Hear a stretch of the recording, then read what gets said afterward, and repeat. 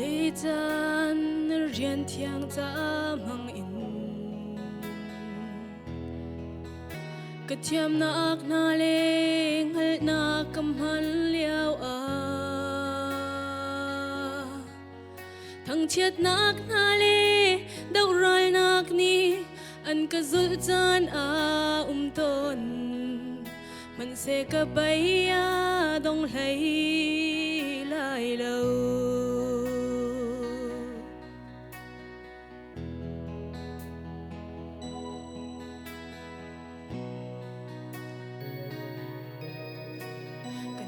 lê chan rian thiang cha mang in ka thiam nak na le ngal na kam han liao a thang that nak na le dau rai nak ni an ka zul chan a ton man se ka baya dong lai lai lo fatin na u thấy rong ral ka du ni fatin na mui du nang hu ka du kan tlau tak nak ha lo kan sung nak ha lo ni fatin do chin chin kan du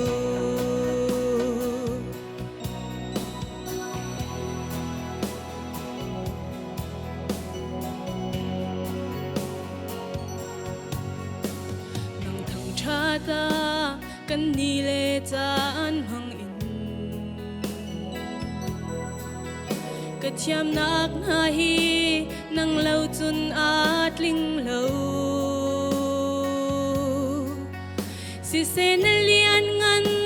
dut nak ruang a thang that ding ka si nak ni a kan nen cha di ariam khau lo fatin na u thấy rong ral ka du ni fatin na mui du nang hu ka du kan tlau tak nak ha lo kan sung nak ha lo ni fatin do chin chin kan du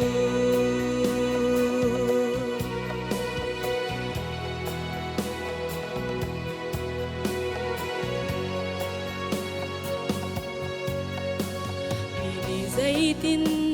anh cà rê ca lâu cây ma ca dâu a cất linh khâu sim lâu sim han si bui pa ca si ning te in nan hu kan zul lai ca tu big bui pa nang long na si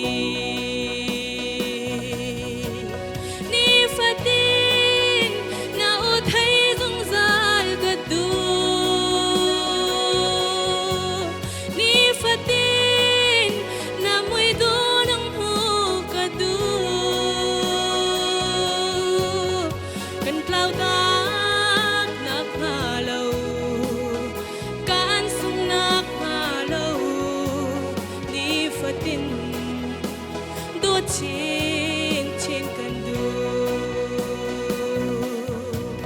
ni fatin do chin chin kan du ni fatin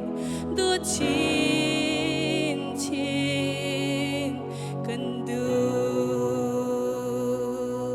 bồi bàn sung bàn nak sao cô xem